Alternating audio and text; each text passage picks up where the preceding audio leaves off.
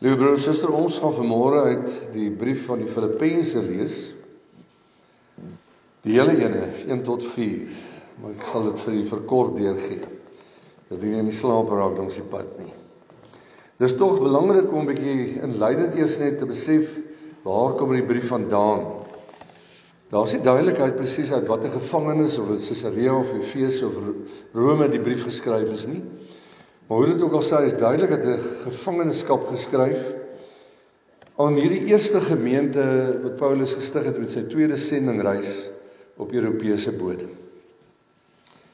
En terwyl hy die brief skryf, is hy baie besorg oor die eenheid van die gemeente en die welsyn van die gemeente, omdat dit bedreig word deur dwaalleraars en hulle optrede. Hy sê vir hulle, die nuwe lewe in Jesus Christus alleen bring ware vrede en opregte blydskap, wat alle dinge oortref, ongeag wat jou omstandighede ook al mag wees as gelowige. Daarom weet jy ook almal, is die tema van hierdie brief eintlik saamgevat in die woorde blydskap. Blydskap in die Here, verbly jou in die Here. Filippense 4 vers 4 sê dit duidelik. Wat ook belangrik is, as ons dit nou vir die voorhou sal jy agterkom, daar's 'n baie besondere persoonlike trant tussen Paulus en hierdie gemeente as hy met hulle praat. Baie positiewe verhouding wat hy met hierdie gemeente het, en daarom praat hy ook graag met hulle en is hy bekommerd oor hulle. As ons van hoofstuk 1 af kyk, beginnend met Paulus en Timoteus, dan moet eintlik staan van hierdie brief kom van Paulus en Timoteus, diensknegte van Jesus Christus, aan al die heiliges in Christus Jesus, wat in Filippi is, saam met die opsieners en die diakens. En soos wat die briewe gewoonlik maar begin, genade vir julle, vrede van God ons Vader, en die Here Jesus Christus. En dan gaan hy oor in 'n danksegging en 'n gebed vir die gemeente. Ek dank my God elke maal as ek aan julle dink, en ek bid altyd in al my gebede vir julle almal, met blydskap oor julle gemeenskap aan die evangelie van die eerste dag af tot nou toe. Baie duidelik uit die belewenis dat hulle as gemeente saamgewerk het aan die verkondiging van die evangelie. Dis immers waarom die kerk bestaan. Vers 6, omdat ek juis hierop vertrou dat hy met 'n goeie werk in julle begin het, dit sal volëindig tot op die dag van Jesus Christus. Soos dit vir my reg is om dit aan julle almal te dink, omdat ek julle in my hart dra. Vers 8, want God is my getuie, hoe ek na julle almal verlang, met die innige teerderheid van Jesus Christus. En dit bid ek, dat julle liefde nog meer en meer oorvloedig mag word, in kennis en alle ervaring. Om die dinge waar dit op aankom te onderskei, sodat julle rein en vir niemand te aanstoot mag wees nie, tot op die dag van Christus. Vervul met die vrug van geregtigheid, wat daar is deur Jesus Christus, tot heerlikheid en lof van God. Ek wil hê dat julle moet weet, broeders, dat dit my wedervaar het, eerder op bevordering van die evangelie uitgeloop het. Hy wil eintlik daar sê, selfs die slegte dinge wat hy beleef het, het uiteindelik uitgeloop op die bevordering van die evangelie van Jesus Christus. In vers 15 maak hy hierdie opmerking, dit gaan nou ook oor dwaalleraars en ander wat die gemeente ontstig. Sommige preek Christus wel, ook uit afguns en twis, maar ander ook uit welwillendheid. Die eerste verkondig Christus uit naaiwer, nie met suiwer bedoelinge nie, met die mening om aan my boeie verdrukking toe te voeg, maar die ander uit liefde, omdat hulle weet dat ek bestem is tot die verdediging van die evangelie. Maar hoe kyk dit, hoe reageer hy op hierdie struikelblokke wat hy beleef? Hy sê, maar wat maak dit saak? Wat maak dit? In alle geval, op allerlei wyse, of het onder 'n skyn, of in waarheid is, word Christus verkondig. En hierin verbly ek my, en sal ek my ook verbly. Ons gaan voort hoofstuk 1 vers 21, die bekende teks. Omdat alles vir hom om Christus gaan, kon hy sê, want vir my is die lewe Christus en die sterwe wins. En dan volg daar 'n vermaning tot standvastigheid, eensgesindheid en nederigheid. In vers 27, alleenlik gedra julle waardig die evangelie van Christus, sodat of ek kom en julle sien dan wel of ek afwesig is, ek van julle omstandighede kan hoor dat julle in een gees vas staan en een van siel saam stry vir die geloof van die evangelie. En dat julle in geen opsig laat afskrik deur die teenstanders nie. Dit is vir hulle wel 'n bewys van verderf, maar vir julle van redding. En dit van God, omdat dit aan julle ter wille van Christus genadiglik gegee is, om nie alleen in hom te glo nie, maar ook vir hom te ly. Hoofstuk 2. As daar dan enige troos in Christus is, as daar enige vertroosting van die liefde, as daar enige gemeenskap van die Gees, as daar enige innige teerderheid en ontferming is, bid Paulus, maak dan my blydskap volkome, deur eensgesind te wees, en dieselfde liefde te hê, een van siel, een van sin. Moenie iets doen uit selfsug of uit ydelle eer nie, maar in nederigheid met die een die ander hoër ag as homself. Julle moet nie elkeen na sy eie belange omsien nie, maar elkeen ook na die van die ander sin. Mag dit ook die gesindheid wees wat leef in Oudtshoorn gemeente van die AP Kerk, dat ons wil fokus op Jesus Christus, sy liefde.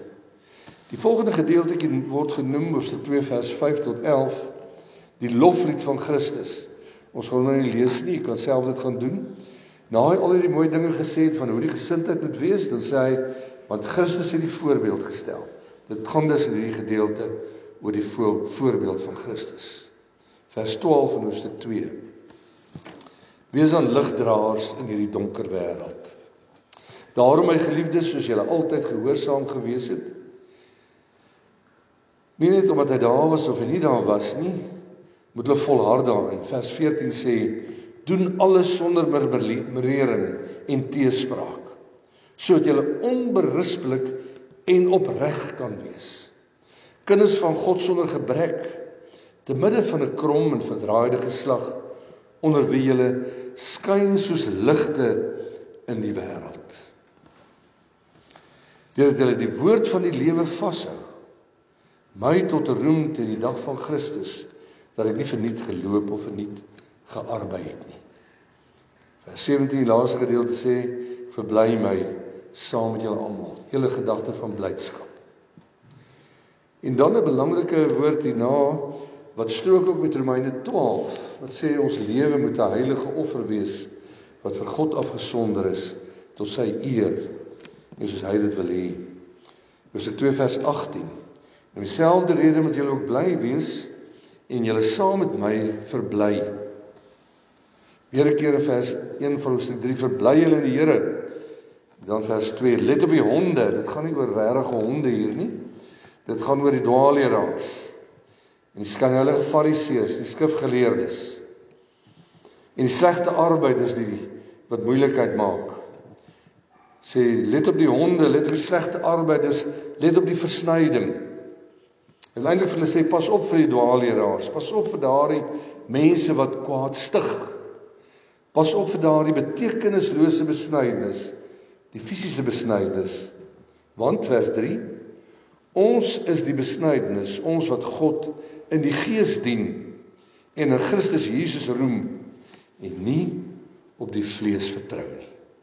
Vers 7, maar vir my wins was, dit het ek om Christus wil skade geag. Ja, waarlik, ek ag ook alles skade, om die uitnemendheid van die kennis van Christus Jesus, my Here, terwille van wie ek alles prys gegee het, en as drek beskou, om Christus as wins te kry. En in hom gevind word, nie met my geregtigheid wat uit die wet is nie, maar met die wat deur die geloof in Christus is, die geregtigheid wat uit God is, deur die geloof. Jy hoor dit eintlik in elke brief. Romeine 1 vers 17 ook by herhaling, Luther se groot teks waarvoor hy lief was, die regverdige sal deur die geloof werklik lewe. Dan Hoofstuk 3 vers 14, maar een ding, ek vergeet die dinge wat agter is en ek strek my uit na die dinge wat voor is. Jaag ek doel om die prys te verkry van die hoë roeping van God in Christus Jesus. Vers 16 sê, laat ons volgens dieselfde reël wandel, laat ons eensgesind wees. En dan 'n besonder boodskap wat ek dink gepas is vandag vir ons gemeente hier in Oudtshoorn. Wil hy eintlik sê, laat ons koers hou op die pad waarmee ons tot hier toe gekom het. Pad van Christus. Hoofstuk 4, waar hy met sy geliefdes praat, sy blydskap, hy staan so vas in die Here, geliefdes. Dis waar ons krag, dis waar ons lewe, ons hoop lê. En dan die teks, verbly julle altyd in die Here, ek herhaal, verbly julle. Ons gaan verder, hoofstuk 4 vers 7, en die vrede van God wat alle verstand te bowe gaan, sal julle harte en julle sinne bewaar in Christus Jesus. Verder broers, en as jy nou praat van broers, dan sluit altyd die susters, die kinders ook in. Alles wat waar is, alles wat eerbaar is, alles wat regverdig is, alles wat rein is, alles wat lieflik is, alles wat loflik is, watter deeg en watter lof daar ook mag wees, bedink dit. En wat julle geleer en ontvang en gehoor en in my gesien het, doen dit, en die God van vrede sal met julle wees. Dan dank ek die gemeente in die volgende gedeelte vir die liefdegawes van die gemeente en hulle versorging. En dan die kosbare hoofstuk 4 vers 13. Ek is tot alles in staat deur Christus wat my krag gee. Dan gaan hy oor tot 'n groet uiteindelik om te sê, hy begin met die groet en hy eindig met die groet. Die genade van ons Here Jesus Christus sy met julle almal. Amen. Geliefdes, tot sover ons skriflesing. Mag die Here gee dat ons ook by die besondere geleentheid hierdie kosbare boodskap van die Filippense brief ook ons eie sal maak en die toekoms sal ingaan met die wete Jesus Christus is alles waarom dit draai. Ons lewe, ons bestaan. Geliefdes, dit is die opstandingsdag wat ons vier vandag. 'n besondere belangrike gebeurtenis. Ek dink eintlik as hierdie dag nie plaasgevind het nie, dan sou al die ander boodskappe en dinge wat vooraf gebeur het sinloos wees. Want as Jesus nie na die verskriklike kreet van die kruisdood, en ons het verlede Vrydag daaroor gepraat, en wat dit vir ons beteken, dan deur die graf heen gegaan het en opgestaan het nie, dan was hy maar soos enige ander profeet, enige ander mens, en was hy nie waarlik God nie, maar juis omdat hy, soos hulle sê, vere homo, vere deus, waarlik God, waarlik mens is, volledig, kon hy opstaan en die dood oorwin. Eers as ons dit regtig die grootte daarvan besef, wat beteken, jy en ek staan op tot die ewige lewe saam met hom, dan behoort ons tot groot dankbaarheid te dring. Dat ons hele lewe so wil inrig dat dit van dankbaarheid getuig.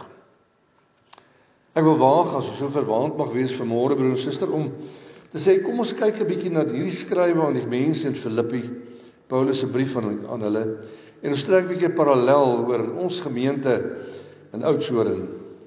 Sou dit net sowel Oudtshoorn APK wees aan wie Paulus kon skryf in hierdie gedeelte? Jy sal agterkom, en ek het dit reeds vir julle genoem, hierdie brief verwoord grootliks die intieme persoonlike verhouding met mekaar in die gemeente, maar in besonder ook met hom as die een wat die evangelie kom vestig het daar in die gemeente. Juis mense wat die opstanding ken, wat dit ook verkondig aan die wêreld daar buite. En ek sê vir hulle, dis die dinge wat ons saam bind, wat ons laat saam aanbid, wat ons laat meeleef En ek glo dis ook die dinge wat ons laat meeleef het en saam gebind het in die paar jaar wat verby is. Die kerk wees van Jesus Christus. Hy alleen. Ek wonder wie van julle se geheue is nog goed genoeg om te onthou, toe ons hier gekom het ons met mekaar gepraat oor die missie en die visie van ons gemeente. Waar wil ons heen gaan? Of ons gaan net aandobber totdat ons uiteindelik die deure sluit en Oudtshoorn APK ook iets van die verlede is. Ons het lank daaroor gepraat met mekaar. Ons het saamgestem dat die groot missie van enige kerk, eintlik van die kerk van die Here dwars oor die wêreld, is om kerk te wees tot eer van God. Nie tot my voordeel, tot jou voordeel. Of tot my eer of jou eer nie. Dis immers 'n erediens tot eer van God. Ons wil kerk wees tot eer van God. Dis die groot visie wat daar by ons leef. En om dit te kan bereik, het ons gesê, die missie het ons bepaal. Ons doen dit diensbaar teenoor God, diensbaar teenoor mekaar, met liefde en met vreugde.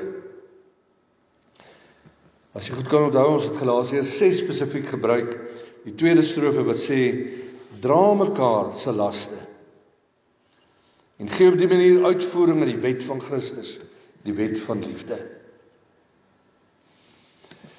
Daarom wanneer Paulus met hierdie gemeente praat, waar dit so gebeur, dan wil ons eintlik ook, maar dit kan ek vanmôre vir jou, soos hy sê, ons sal voortdurend vir die res van ons lewens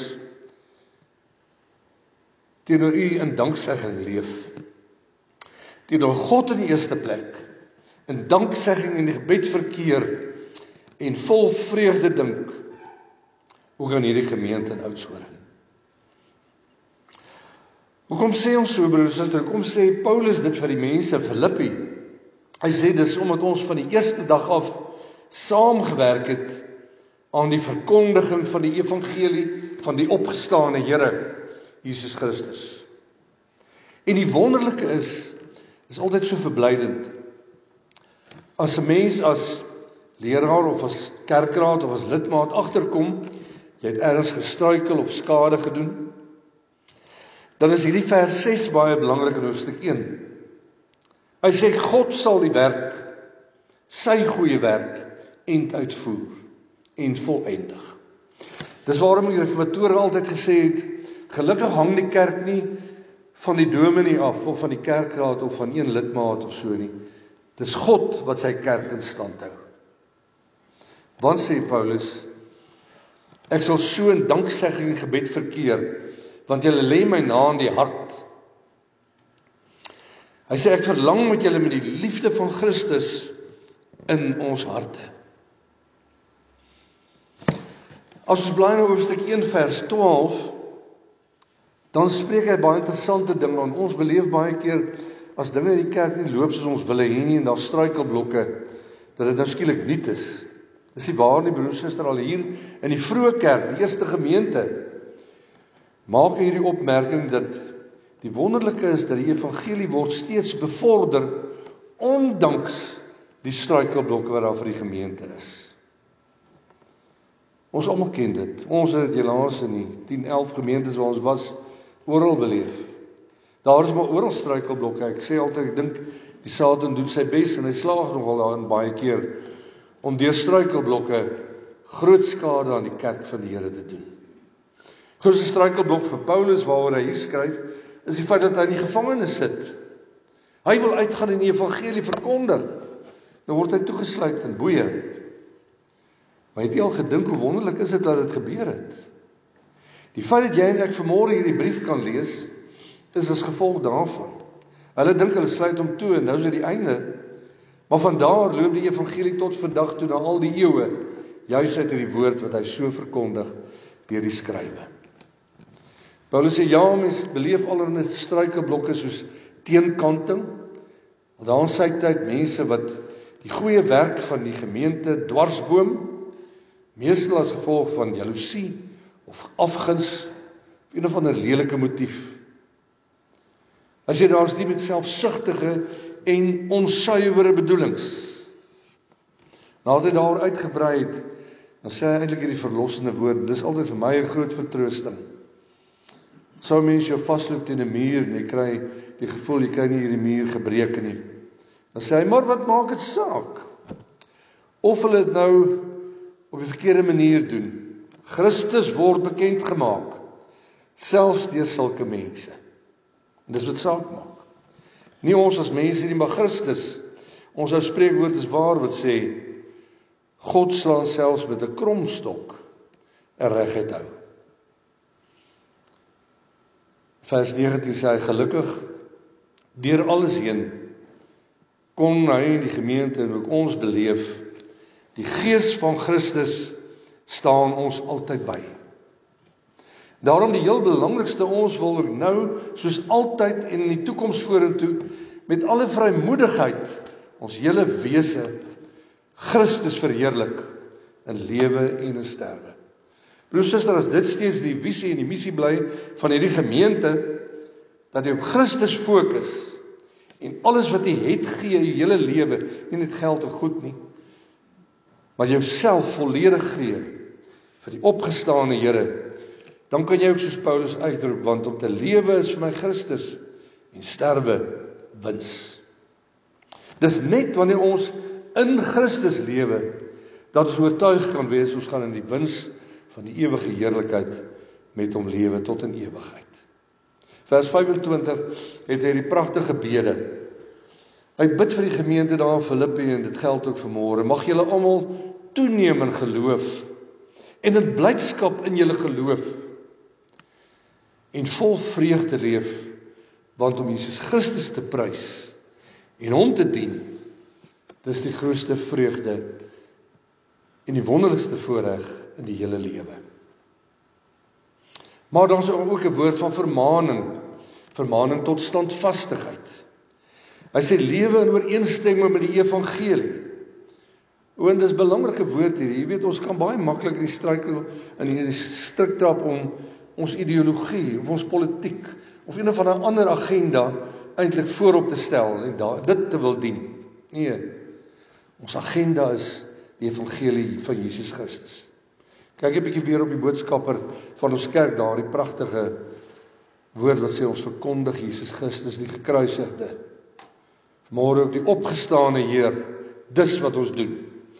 Hy vermaan, hy sê stry standvastig saam in volkome eensgesindheid vir die geloof en die evangelie van Jesus Christus. Soos dit in die skrif vind. Nie wat sin ons as mense praat nie, daar's baie onsinnighede waarteen ons moet stry in hierdie dae. Maar ons moet so stry vir Jesus Christus die opgestane Heer, wat jou en my redding vir ons verseker. Want ons het die voorreg om ook in die kerk en die gemeente van die Here met oorgawe te dien, opreg te glo, en as dit nodig sou wees, vers 29, selfs ook te ly. Hy het 'n verdere vermaning, hoofstuk 2 vers 2. En dit is die vermaning tot eensgesindheid en nederigheid. Dit klink so logies, is nie so logies nie.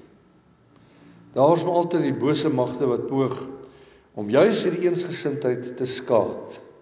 En jy ken daar die ou spreekwoord wat sê in die politieke wêreld, verdeel en heers. So as die bose kom en hy slaag daarin om 'n verdeeldheid te veroorsaak in 'n gemeente, dan heers hy ook uiteindelik. Paulus sê, maak my blydskap volkome deur eensgesind te wees. Hierdie teks wat ons uit Romeine 15 gedoen het met ons bevestiging, verwag nie dat jy dit moet onthou nie, maar ek het dit gaan naslaan. Wat belangrik was vir ons aan die begin, nou nog steeds, en ek dink dit is altyd belangrik in 'n kerk, eensgesindheid. Nie omdat ons almal saamstem vir 'n bepaalde politieke party nie, of omdat ons saamstem vir die sekere rugby span nie, jy sal seker dan almal vir die blou bulle stem, maar al sou jy vir ander stem, ons moet nog steeds eensgesind wees, want ons is eensgesind in Jesus Christus. Een in liefde, sê hy, moet ons wees, een van hart, een in strewe. Dan 'n besondere vermaning, doen niks uit selfsug of eersug nie. Och, dit kan so maklik gebeur, broer en suster, dat 'n mens dink, jong, maar ek is darm oulik. As ek nou hierdie ding doen, dan moet hierdie gemeente dan sê, dankie dat ek so oulik is, hoor. Dis presies wat ek sê, wat nie werk nie. Ons doen nie dinge in die kerk, ons werk nie in die kerk om jouself te eer nie, of selfsug te voed nie. Nee, ons moet eerder nederig wees. In nederigheid sê hy, moet die ander hoër ag as homself. Ag, is dit vir u maklik? Ek dink nie so nie. Nee, ons sal liever van bo af kyk, jy weet, en sê, jy kan 'n bietjie beter dit gedoen het, of jy kan 'n bietjie minder dat gedoen het. Nee, ek is mos nou eintlik die heilige en die regte enigste ene. Hy wil juis ons daarteen waarsku sê, nee. Jy moet juis die nederige een wees, wat die ander hoër ag as jouself. Efesiërs praat ook in Efesiërs 5, ons moet altyd bereid wees om mekaar te dien. Hy begin oor die huwelik, wat geld vir ons hele lewe. Gerig wees daarop om te dien, en nie gedien te word nie. Daarom, sy volgende vermaning, moenie elkeen aan sy eie belange dink nie, maar ook aan die van ander. Dis waarom ons mekaar het. By mekaar moet inhak, mekaar se laste dra. En om dit te verbeeld, en ek gaan dit nou nie vir u voorhou nie, kan jy gaan lees wat ek net gesê daar, die loflied oor Christus, wat hy stel daar, dis die voorbeeld wat ons moet navolg. Ons sal nooit Christus wees nie, want hy is God ook. Maar die wyse waarop hy leef, is die voorbeeld wat hy verwag, jy en ek, as sy volgelinge, as sy disippels, ons ook moet leef. Dieselfde gesindheid van Jesus, hy het homself verneder het, nie hoogmoedig was nie, verneder het, maar God het hom verhoog, tot die koning van alle konings, hy wat opgestaan het, en nou vandag ook nog lewe en by ons is. En dan in die kosbare woord, wees ligdraers in die wêreld. Ag, elke keer as ek dit lees, dan dink ek, dit was nou regtig 'n helder oomblik in die lewe van die stigters van die AP Kerk. Ja, wie die stigterslede is baie keer meer moeilikheid as iets anders. Maar hulle het minstens hierdie goeie ding gedoen. Hulle het hierdie keuse gemaak, ons lese is lig in duisternis. Want die woord is eintlik vol daarvan, van die begin tot die einde. Dis ons taak. Lig in duisternis, dan sê Paulus hier, lê julle met ontzag en eerbied daarop toe, om as verlostes te lewe. Want God maak julle ook gewillig en bekwaam, hy gee julle gawes om so te leef. Daarom roep hy ons op en sê, sorg dat julle bo verdenking staan en opreg bly. So belangrik, broer en suster, dat ons opreg in ons geloof teenoor mekaar sal wees. Onberispelike kinders van God, te midde van 'n ontaarde, korrupte geslag. Ligdraers in die wêreld. Wat doen hulle? Die woord van die Here die wêreld indra. Die woord, die lig lê nie in onsself nie.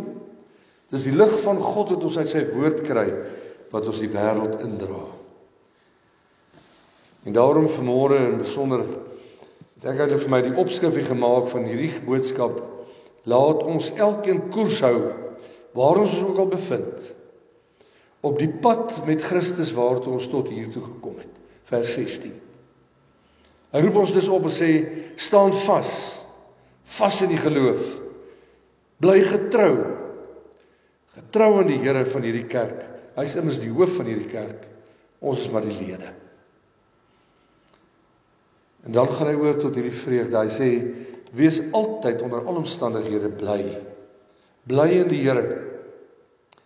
Selfs al hierdie stryd teen die dwaallere as waarteen jy moet veg, selfs in jou stryd teen mense wat kwaad stig staan hier, mense wat in hulle self roem, wees bly in die Here, want het gaan oor hom. Om Jesus Christus my Here te dien, oortref alles in waarde, want hy is die opgestane, lewende God, van ewigheid tot ewigheid. En dan 'n baie belangrike vermaning, maak jou los van wat agter is, en strek uit na wat voor is.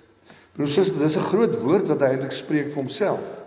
Jy moet weet watter offers het hy gebring in sy lewe, om 'n baie nougesette fariseer te wees. Hy ken die woord, Boeta, hy kan vir hom uithaal. Elke woord wat jy wil hoor, ken hy. En hy is hierdie besondere ene wat die pad regloop, al die wette hou. Dan sê hy, daai goed beskou eintlik as drek. Dis baie lelike woord daai, ek sal dit nie herhaal nie. Dis gemors. Uitwerpsel. Wat reg is wat vorentoe lê saam met Christus. Want Jesus Christus, en dit geld vir elkeen van ons wat glo, het jou reeds syne gemaak. En in hom het jy reeds eintlik in die gees die wenstreep bereik, waartoe God jou geroep het.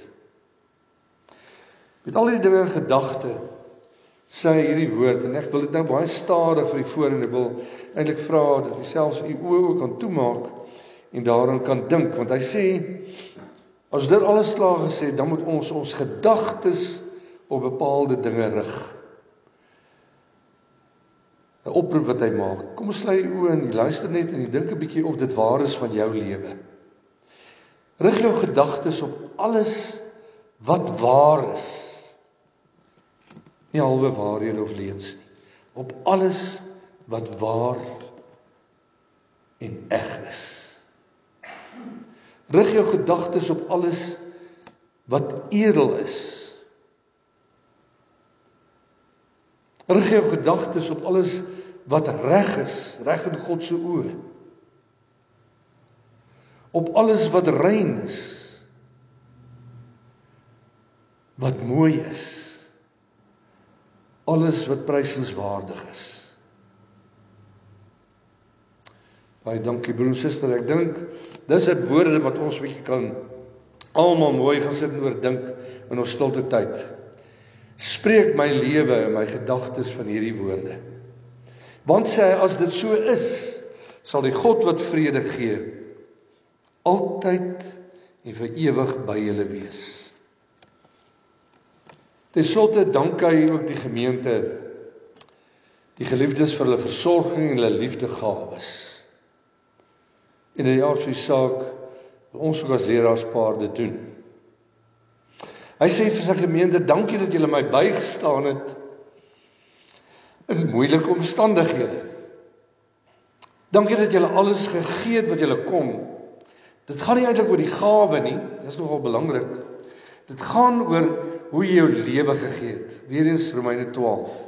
Hy sê dit net op 'n ander, hy wil sê 'n mooier manier, hoe ons lewe 'n offer moet wees.